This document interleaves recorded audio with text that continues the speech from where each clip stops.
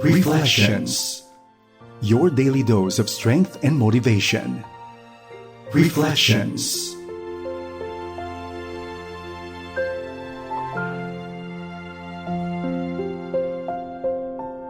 Ikaw ay nakikinig dito sa programang Reflection sa FEBC Radio TV. Magandang araw sa iyo, kaibigan. Ako po si Ruth Larama Dizon. Kumusta ka na? Sana'y nasa mabuti kang kalagayan at handang sumama sa akin sa loob ng 30 minuto sa ating pagbubulay-bulay ng salita ng Diyos. Sa araw pong ito ay ating tunghayan ang Psalm 13. O Lord, how long will you forget me? Forever? How long will you look the other way? How long must I struggle with anguish in my soul, with sorrow in my heart every day?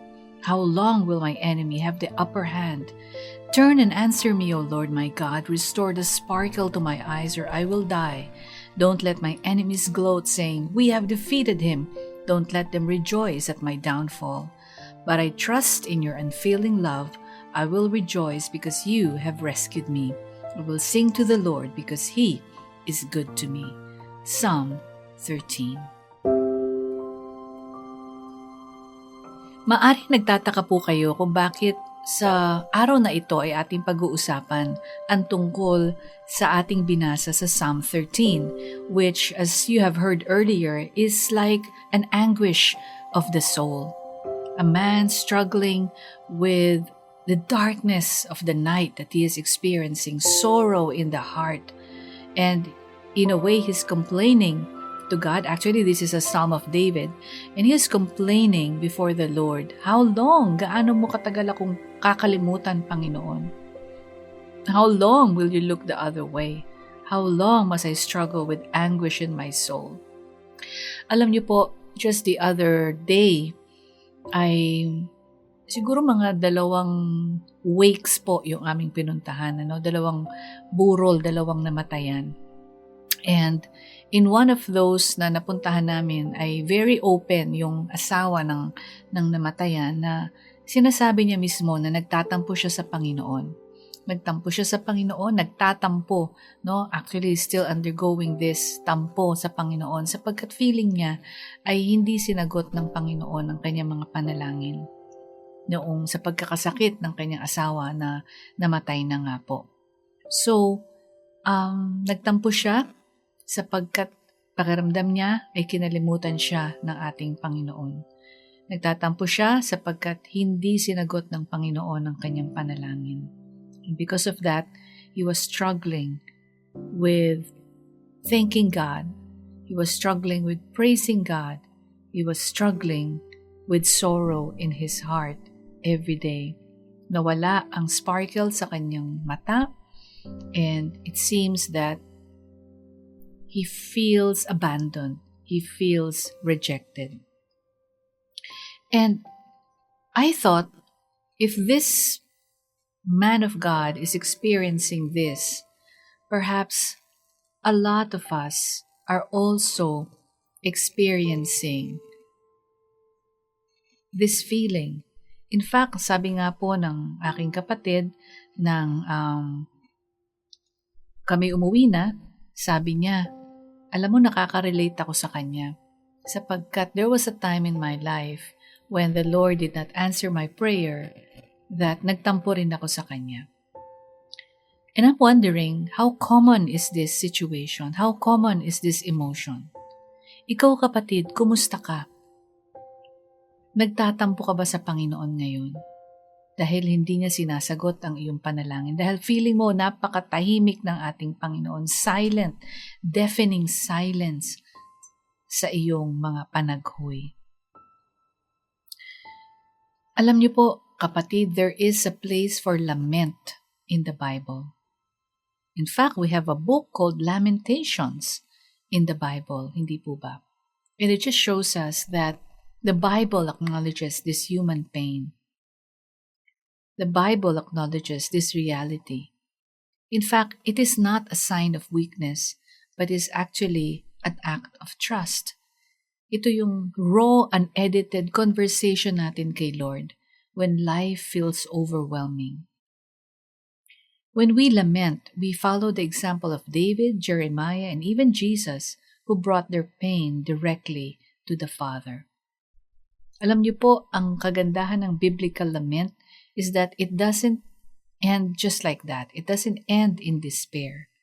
Katulad po ng ating binasa sa Psalm 13, if you would notice, sa verse 5 to 6, it ends with, "But I trust in your unfailing love. I will rejoice because you have rescued me. I will sing to the Lord because He is good to me."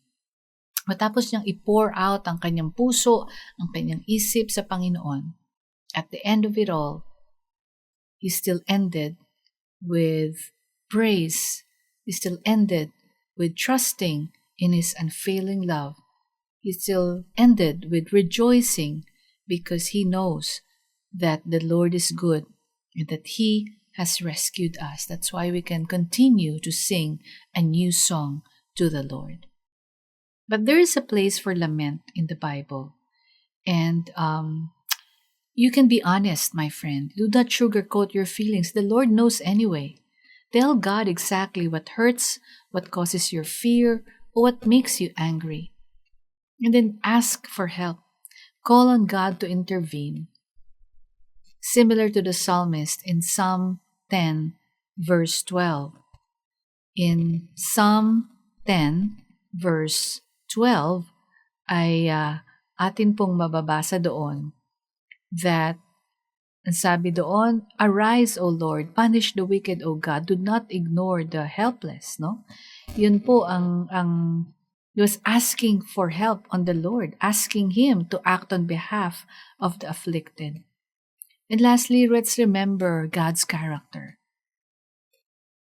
Be honest, ask for help, but at the end of it, remember who God is. Let's shift our focus from the problem to God's nature, which is His love, His justice, and His mercy.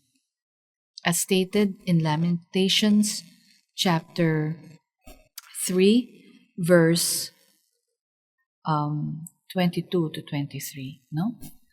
Napakaganda po ng mga sinabi doon. And let's read it together. Sabi po doon, "The faithful love of the Lord never ends. His mercies never cease. Great is His faithfulness. His mercies begin afresh each morning." Lamentations 3:22 to 23. My friend, the Lord is good to those who depend on Him, to those who search for Him.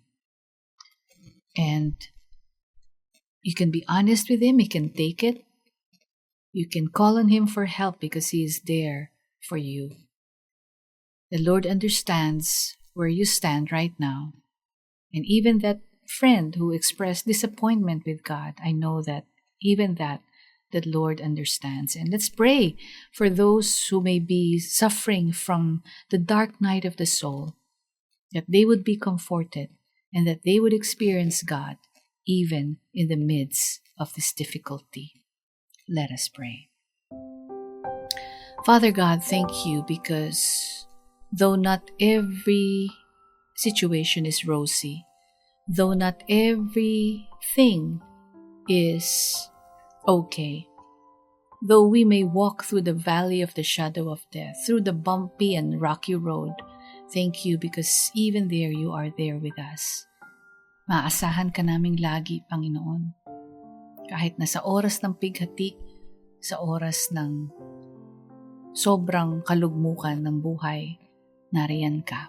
At yan ay hindi magbabago, hindi magmamaliw, ang iyong dakilang katapatan ay laging sumasa amin.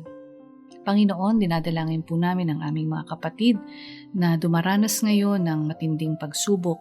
So much so, Panginoon, na sila ay nagagalit sa iyo at talagang lumalayo sa iyo, nagtatampo at ayaw na lumapit sa iyong presensya. Sa kadakilaan ng iyong pag-ibig, Panginoon, alam namin na maging ito ay iyong nauunawaan. Ngunit amin silang idinadalangin sa iyo, Panginoon, naway ma-encounter kanila at ang iyong dakilang pag-ibig at presensya sa kanilang buhay even through this difficult time. At kung kami naman, Panginoon, ay dumaan din sa ganitong pagkakataon, dalangin namin ng iyong kamay ang gumabay sa amin And please don't let us go, Father. Please don't let us stray away from you. When we walk through dark valleys, guide us, be with us, and continue to hug and embrace us closely and tightly upang hindi kami bumitaw sa iyong pagkahawak sa amin.